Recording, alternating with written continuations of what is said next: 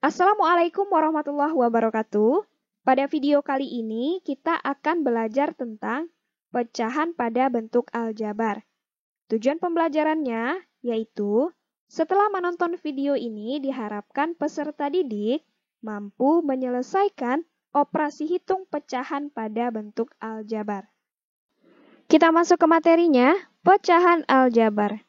Apa itu pecahan aljabar?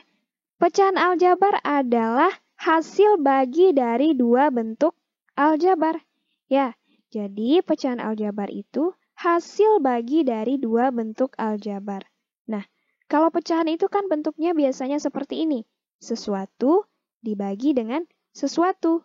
Ya, kalau dalam matematika ini namanya bilang. Ini namanya penyebut. Ya. Kalau pada pecahan aljabar, kotak atau segitiga atau kedua-duanya ini nanti mengandung unsur variabel. Ya, variabel apa? Variabel adalah lambang pengganti suatu bilangan yang belum diketahui nilainya, yang biasa dilambangkan dengan huruf kecil. Ya, jadi nanti ada huruf pada pecahannya. Ya. Nah, misalkan pecahan X per Y. Ini artinya apa? Artinya bilangan yang diwakili oleh X itu dibagi dengan bilangan yang diwakili oleh Y. Ya, X per Y artinya bilangan yang diwakili oleh X dibagi dengan bilangan yang diwakili oleh Y. Nah, perlu diingat kalau pecahan itu penyebutnya tidak boleh 0. Ya, penyebutnya tidak boleh 0. Kenapa?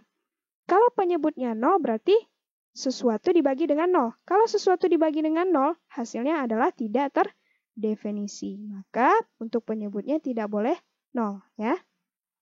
Selanjutnya kita belajar operasi pada pecahan aljabar. Operasi pada pecahan aljabar ada penjumlahan dan pengurangan, ada perkalian, dan juga ada pembagian pecahan aljabar. Yang pertama kita bahas dulu penjumlahan dan pengurangan pecahan aljabar. Sama dengan pecahan biasa, aturan untuk menjumlahkan atau mengurangi pecahan adalah dengan cara menyamakan penyebutnya terlebih dahulu. Ya, kalau penyebutnya sama, bisa langsung kita jumlahkan atau kita kurangkan. Tetapi, kalau penyebutnya itu belum sama, kita samakan dulu penyebutnya. Baru bisa kita jumlahkan atau kita kurangkan. Nah, kalau tidak sama, bagaimana kita menyamakannya? Yaitu dengan cara mencari KPK dari penyebut-penyebut pecahan yang ada. Ya. Misalnya bentuknya seperti ini. A per C ditambah atau dikurang dengan B per C. Nah, bisa kita lihat di sini berarti penyebutnya sudah sama, yaitu C. Ya. Nah, kalau penyebutnya sudah sama, berarti bisa kita jumlahkan atau kita kurangkan. Nah, inilah penjumlahan dan pengurangan pecahan aljabar. Contoh, tentukan hasil operasi hitung dari Y per 2 ditambah dengan X per 3. Penyelesaian. Nah, di sini bisa kita lihat penyebutnya itu belum sama. Di sini 2, di sini 3. Nah, berarti kita samakan dulu penyebutnya. Gimana caranya? Kita cari KPK dari penyebut-penyebutnya. Ya, KPK dari 2 dan 3 adalah berapa? 6. Jadi, Y per 2 ditambah dengan X per 3 sama dengan, nah berarti penyebutnya 6. Ya, berarti kita cari lagi. Bagaimana caranya? Caranya adalah, nah 6 itu kita bagi dengan 2, lalu kita kali dengan Y. Begitu juga, berarti nanti ditambah 6 dibagi dengan 3, baru kita kalikan dengan X. Ya, jadi 6 dibagi 2 berarti 3. Lalu kita kalikan dengan Y. Nah, yang ini berarti tambah 6 dibagi dengan 3, yaitu 2. Kita kalikan dengan X. Nah, jadi sama dengan 3Y ditambah 2X per 6. Selanjutnya, perkalian pecahan aljabar. Nah, perkalian pecahan aljabar dilakukan dengan cara mengalihkan pembilang dengan pembilang dan penyebut dengan penyebut. Ya, jadi untuk perkalian nih, pecahan aljabar, kita kalikan pembilang dengan pembilang, penyebut dengan penyebut. Ya. Nah, misal kita punya bentuk seperti ini. A per B dikali dengan C per D. Nah, kalau pada perkalian langsung saja kita kalikan A dikali C dibagi B dikali D. Ya, pembilang kita kali dengan pembilang, penyebut kita kali dengan penyebut. Nah, inilah perkalian untuk pecahan aljabar. Contoh, tentukan hasil operasi hitung dari 8Y per 2X dikali dengan 2X per 4Y. Ya, kita jawab. Nah, ada dua cara, perhatikan ya. Nah, untuk cara yang pertama kita kalikan satu-satu ya. Jadi, 8Y per 2X dikali dengan 2X per 4Y. Nah, berarti sama dengan, berarti kita kalikan. 8Y ini kita kalikan dengan 2X. Nah, ingat pada materi sebelumnya, pada perkalian aljabar, kita kalikan dulu koefisien dengan koefisiennya, baru variabel dengan variabelnya. Berarti 8Y dikali dengan 2X sama dengan 8 dikali 2, lalu Y dikali X. Ya. Nah, sekarang penyebutnya. 2X dikali 4Y berarti 2 dikali 4, lalu X dikali Y. Sama dengan 8 dikali 2, 16. Y dikali X, XY. Nah, kenapa tidak YX? Nah, diingatkan lagi, pada perkalian aljabar itu ditulis berdasarkan urutan abjad. Karena X lebih dahulu dari Y, maka kita tulis XY. 2 dikali 4, 8. X dikali Y, XY. Nah, XY-nya bisa kita coret. Ya, karena dia sama, pangkatnya sama, berarti bisa kita coret, kita sederhanakan. Ya, tinggal lagi 16 per 8. 16 dibagi 8 berarti sama dengan 2. Nah, cara yang kedua, pada cara pertama kita kalikan satu-satu. Pembilang dengan pembilang, penyebut dengan penyebut. Nah, cara yang kedua, karena dia merupakan pecahan berarti bisa kita sederhanakan dengan cara kita coret. Ya, 8Y per 4Y. Nah, ini sama-sama Y, berarti bisa kita coret. 8Y per 4Y berarti kita coret tinggal lagi 2 ya. Di sini kan Y-nya habis, tinggal lagi 8 dan 4. 8 bagi 4 berarti 2. Nah, di sini 2X, di sini 2X berarti bisa juga kita coret. Tinggal lagi 2 ya, sama hasilnya ya. Selanjutnya, pembagian pecahan aljabar. Nah, pembagian pecahan aljabar dapat dilakukan dengan cara mengubah pecahan pembagi. Nah, jadi pecahan pembaginya ini kita ubah ke dalam bentuk perkalian. Dengan cara apa? Dengan cara membalik. Ya, membalik pembilang dan penyebut pecahan pembaginya. Ya, jadi pembilang menjadi penyebut dan penyebut menjadi pembilang. Ya, misal kita punya bentuk seperti ini, A per B dibagi dengan C per D. Nah, berarti pecahan pembaginya itu kan yang ini, C per D. Nah, ini kita rubah ke bentuk perkalian, tetapi kita balik. Ya, pembilang dan penyebutnya. Pembilang menjadi penyebut, penyebut menjadi pembilang. Ya, jadi sama dengan A per B dikali dengan D per C. Nah, kalau dia bentuknya seperti ini perkalian, maka bisa kita kali langsung ya. Berarti pembilang dengan pembilang, penyebut dengan penyebut. A dikali D per B dikali C. Ya. Nah, inilah pembagian pecahan aljabar. Contoh, tentukan hasil operasi hitung dari 3Y per 4X dibagi dengan 9Y per 16X. Kita jawab, nah jadi 3Y per 4X dibagi dengan 9Y per 16X sama dengan, berarti kita ubah ke bentuk perkalian ya. Pecahan pembaginya ini kita jadikan kali ya, tetapi kita balik. Jadi, 3Y per 4X dikali dengan, kita balik, 16X per 9Y. Nah, kalau bentuknya seperti ini berarti kita kalikan ya. 3Y dikali dengan 16X dibagi dengan 4X dikali dengan 9Y. Berarti kita kalikan dulu koefisien dengan koefisiennya, berarti 3 dikali 16, 48. Y dikali X berarti XY. 4 dikali 9, 36. X dikali Y, XY. Nah, ini juga bisa kita coret ya XY-nya. XY kita coret, tinggal lagi 48 per 36. Nah, kalau sama-sama kita bagi 12, nah, bentuknya lebih sederhana lagi, yaitu 4 per 3. Ya. Nah, sekarang kita coba contoh soal berikutnya ya. Yang pertama, 1 per P ditambah 7 per P sama dengan, nah berarti untuk penjumlahan dan pengurangan harus sama penyebutnya. Nah, di sini penyebutnya sudah sama-sama P ya, berarti bisa kita jumlahkan langsung. Di 1 ditambah 7 per P. 1 ditambah 7 berarti 8 per P. Soal yang kedua, 1 per 2X ditambah 2 per 3X ditambah 3 per 4X. Sama dengan, nah berarti di sini penyebutnya belum sama ya. Di sini 2X, di sini 3X, di sini 4X. Nah berarti kita samakan dulu, kita cari KPK-nya. 2, 3, dan 4. KPK-nya berarti 12 ya. Nah, selanjutnya kita lihat variabelnya.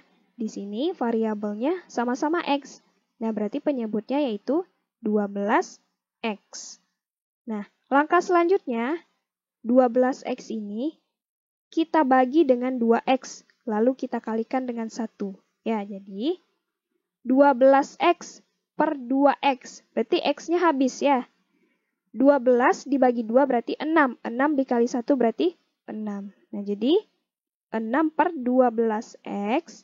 Nah, lalu ditambah, nah ini lagi penyebutnya 12X. Nah, selanjutnya ini 12X dibagi dengan 3X. X-nya berarti bisa kita coret. 12 dibagi 3, 4. 4 dikali 2 berarti 8. Nah, selanjutnya 12X ini kita bagi dengan 4X. Ya, berarti X-nya bisa kita coret, tinggal lagi 12 per 4. 12 bagi 4 berarti 3. 3 kita kalikan ke sini. Berarti 3 kali 3, 9. Nah, berarti ini penyebutnya sudah sama. Jadi, sama dengan 6 ditambah 8 ditambah 9 per 12X. Sama dengan 23 per 12X. Soal yang ketiga, 3 per 2XY kuadrat ditambah 4 per 10XY kuadrat dikurang 3 per XY kuadrat. Nah, sama dengan, nah berarti di sini penyebutnya belum sama ya. Di sini 2XY kuadrat, ini 10XY kuadrat, ini XY kuadrat. Nah, kita samakan dulu penyebutnya.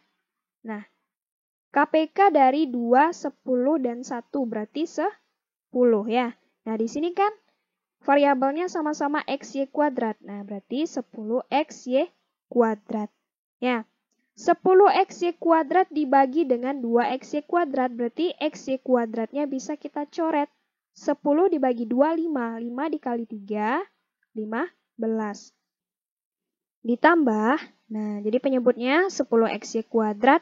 Nah, 10XY kuadrat dibagi dengan 10XY kuadrat berarti 1 ya. 1 dikali 4 berarti 4. Dikurang 10XY kuadrat dibagi dengan XY kuadrat. Nah, berarti XY kuadratnya habis, tinggal lagi 10 dibagi 1 berarti 10.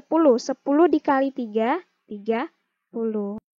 Sama dengan, nah karena penyebutnya ini sudah sama, berarti kita hitung pembilangnya.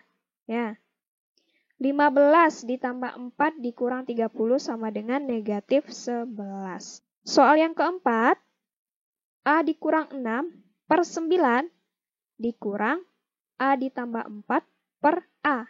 Nah, sama dengan, nah berarti ini penyebutnya belum sama. Nah, caranya berarti kita kalikan ya, 9A ya. 9A dibagi 9, berarti 9-nya habis, tinggal lagi A ya. A dikali dengan A dikurang 6, jadi A dikali dengan A dikurang 6. Nah, dikurang 9A dibagi A. Berarti A-nya habis. Tinggal lagi 9. Berarti 9 dikali dengan yang ini. A ditambah 4. Sama dengan, nah ini, A dikali A berarti A kuadrat. A dikali negatif 6 berarti negatif 6A. Ya, ini kita selesaikan dulu. Kita keluarkan dari tanda kurung. Caranya, A dikali A kuadrat. A dikali negatif 6A berarti negatif 6A. Nah, selanjutnya, negatif 9 dikali dengan A. Berarti negatif 9A. Negatif 9 dikali dengan 4 berarti negatif 36. Nah, kita lihat di sini, negatif 6A dikurang 9A. Nah, ini dia kan sejenis. Variabelnya sama-sama A, berarti bisa kita sederhanakan lagi. Nah, kalau dia sejenis berarti kita hitung koefisiennya. Negatif 6 dikurang 9 berarti negatif 15. Nah, jadi kita tulis ulang.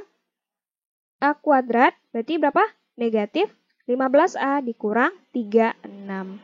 Soal yang kelima, 3 ditambah X per 7 dikali dengan X dikurang 6 per X. Nah, kalau dia bentuknya perkalian berarti kita kalikan pembilang dengan pembilang, penyebut dengan penyebut. Nah, jadi 7 dikali X berarti 7X. Nah, ini 3 ditambah X dikali dengan X dikurang 6. Sama dengan, nah, ini pembilangnya berarti perkalian dua suku. Kalau perkalian dua suku bisa kita gunakan cara skema ya. Caranya berarti 3 dikali X, lalu 3 dikali negatif 6. Nah, selanjutnya ini X dikali X dan X dikali negatif 6 ya. 3 dikali X, 3X. 3 dikali negatif 6, negatif 18. Nah, selanjutnya yang X-nya lagi. X dikali X, X kuadrat. X dikali negatif 6 berarti negatif 6X. Sama dengan, nah kita susun ya. Nah, di sini kan pangkat tertingginya X kuadrat. Nah, jadi X kuadrat.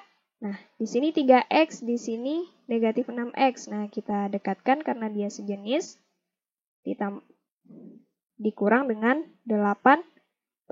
Nah, ini bisa kita hitung lagi negatif 6X ditambah 3X. Berarti negatif 6 ditambah 3, negatif 3 ya. Baru kita kalikan dengan X karena dia sejenis. Kalau sejenis berarti kita hitung koefisiennya saja. Negatif dengan positif 3. Negatif 6 ditambah 3 berarti nanti negatif 3X. Jadi X kuadrat dikurang 3X dikurang 18. Soal yang ke-6, 12Y per 1 ditambah X dibagi dengan 4Y per 5X dikurang 2. Nah, caranya berarti kita mengubah pecahan pembagi ini ke dalam bentuk perkalian. Tetapi kita balik. Ya, pembilang menjadi penyebut dan penyebutnya menjadi pembilang. Jadi sama dengan 12Y per 1 ditambah X dikali dengan kita balik. 5X dikurang 2 per 4Y. Nah, kalau bentuknya perkalian berarti kita kalikan pembilang dengan pembilang, penyebut dengan penyebut. Sama dengan 12Y dikali dengan 5X dikurang 2. 1 ditambah X dikali dengan 4Y. Sama dengan, nah berarti 12 dikali 5X. Ya, nah berarti kita kalikan dulu koefisiennya. 12 dikali 5 berarti 60. Y dikali X berarti XY. Jadinya 60XY. 12Y dikali dengan negatif 2. Berarti kita kalikan 12 dengan negatif 2. Baru kita kalikan dengan Y ya. 12Y dikali dengan negatif 2 berarti negatif 24Y. Nah selanjutnya 1 dikali dengan 4Y berarti 4Y. X dikali dengan 4Y berarti 4XY. Sekian pembelajaran kita pada video kali ini. Semoga bisa dipahami dan bermanfaat. Saya akhiri. Wassalamualaikum warahmatullahi wabarakatuh.